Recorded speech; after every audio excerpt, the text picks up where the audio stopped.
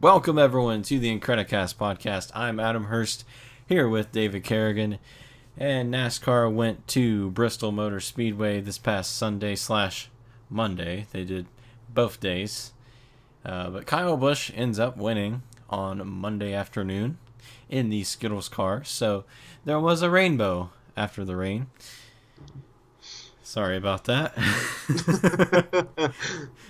But yeah, we saw some good racing, I would say, at Bristol. Lots of lead changes. What would you overall give this race out of 10? Well, the race itself? Yeah, or the racing itself. Probably a 3. Because of Dale. I liked the events that happened in the race. I liked the whole... we had the controversy with the 18 and the 42. Nowadays, if you even breathe down, if you share the same oxygen with someone else, it's a controversy. That was cool, though. At the 42, we had the leader wrecked because of lap cars. So if NASCAR Hickson watches these podcasts, please can you add this race into your series of things on YouTube that have the title "Those Damn Lap Cars," because Trevor Bayne, and the racing itself though was piss poor. To be honest, it really was. My goodness. Yeah, I would have to agree. A lot of people would say this race was good because different leaders, but let's look at this. Why did we have different leaders? That's right. Blaney wrecked because Trevor Bayne decided to come up in front of Chris Buescher and then spilled all of the beans, the Busch beans, and that poor Tog is gonna be sad now. Yeah. And then Larson, I heard that he actually spun out during the race at some point. So, a lot and of... you had Hamlin with the issue. Hamlin had an issue. A lot of air gun. Harvick had another pit road issue. Shocker. So. Yeah, if Harvick's going to actually win a lot of these races, they have to figure out how to deal with the pit gun, because I don't think NASCAR is going to change it anytime soon. Yeah, well, I would like to call some people out. If you are a human being who is claiming that this race was another episode of the good old-fashioned Bristol, I would like to ask you a question. What is the level of clinical retardation that is in your life?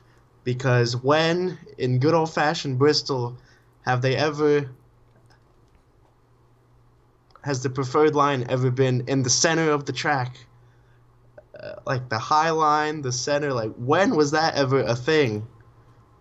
I mean, they had the PHC, the TTO, the peanut butter jelly, PBJ, I don't care what you call it, The ABCs.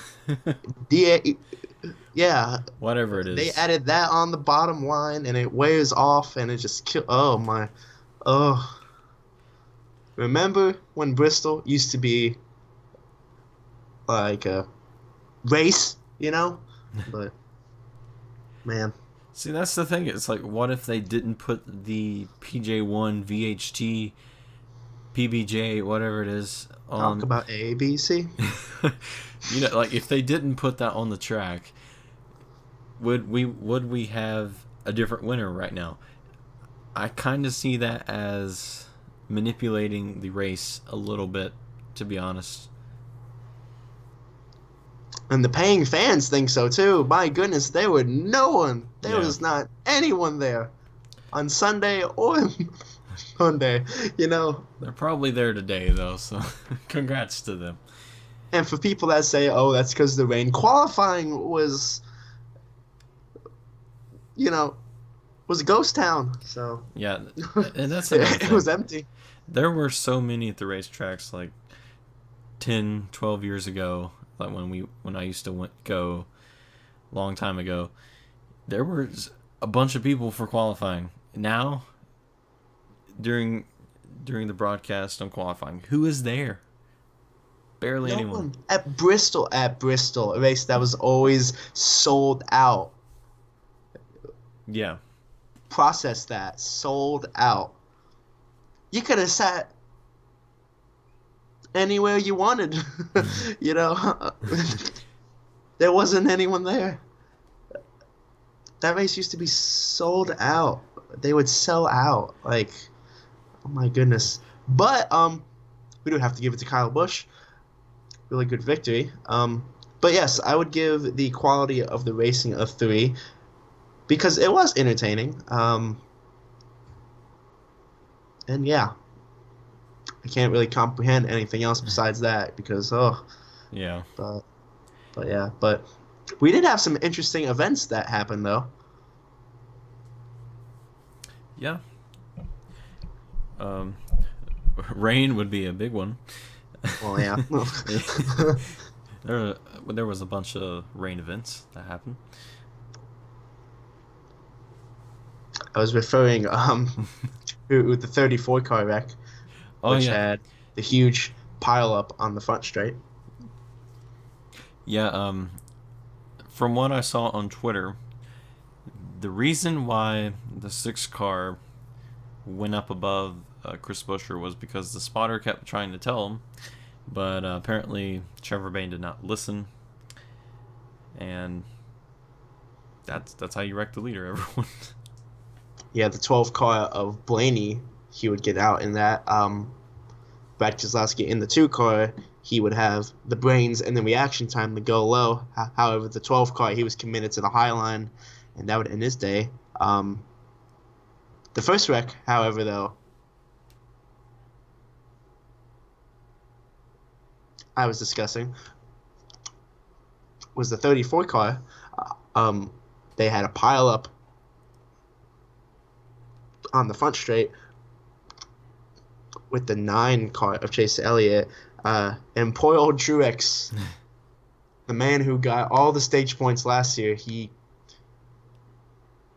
can't keep his nose clean, and he rammed. He was real hard into the 9. He was like a Whelen modified out there towards the end of the race. Like, you could see the radiator hoses. Yeah. So that would hurt his day. Yeah, Texas last week, he blew a tire, went straight into the wall, and now this week he can't even finish lap 3 at Bristol. So some bad luck for Truex. Yeah. And then speaking of tires, we had in the practice sessions, we had 2 very fast cars. Basically, they were taken out of contention from a 2-part race on Friday and Saturday. That would be the 4 of Kevin Harvick and the 41 of Kurt Busch. So, I mean, what's the deal with this whole rule about if you wreck, you have to start a lap down? Who came up with that? Yeah, they decided not to do that at the beginning of this race. It's only at, like, certain races. I know it worked for Fontana, but there was like, no, Bristol is fine. They don't have to What level of like cocaine did they have in their nose? I mean, who comes up with stuff like this? So I have no clue, but it depends on the race and what track it is and what tire wear really means to the surface. So for some reason, Fontana was one of those tracks that you had to start a lap down because getting new tires is such a huge advantage starting from the back. So I don't know. They didn't do it for Atlanta, and Atlanta is probably the one that matters to most. The most. Probably. So, I don't know. Who knows? Either way, after a long, very drawn-out race where we didn't have anyone, we had some good action, though, on this weekend. We had the F1 race in Shanghai, China. We had the IndyCar race at Long Beach. We had some great hockey games. Currently is the playoffs. Also in the playoffs with the NBA. Um, then we had the US of A with those incredible strikes on Syria. We got kicking ass everywhere except NASCAR. So, what is up with that? Either way, really big win for the 18 car though. Yeah. As Kyle Busch, he will get 2 wins in a row now. And so with that win, he now ties Kevin Harvick in the playoff points, since Kevin Harvick's Las Vegas win was encumbered, disqualified, whatever it's called now. So they both are tied with 12 playoff points. So for the people that are keeping up with that, that's how the leaderboard is going right now. If the Chase playoffs championship was to begin today. So we'll see. That whole thing. We'll see if Richmond really changes anything with that. Kyle Busch and Kevin Harvick are really good at Richmond, as they are everywhere. But before we get into Richmond, though, some very strange news came up the other day. The All-Star race will consist of restrictor plates and different spoilers. And that's really all we can say. Yeah, because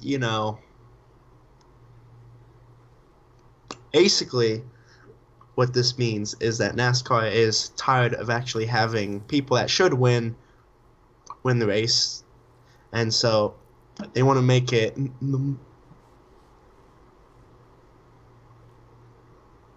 more of a pack feel, like a Daytona or a Talladega, where you can't really have a lead car go too far, have more down. Wow, that was bad. 3. They want to have more downforce on the cars now with the spoiler. Make the cars a lot more easier to drive, because we don't have enough losers in the sport, so we need to make the cars even easier to drive. So, I mean, they couldn't have at least waited a week, to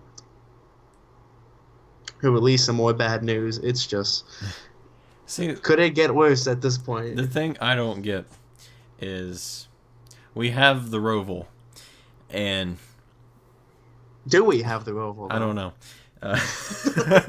But we're going to make the All-Star race some weird restrictor plate thing.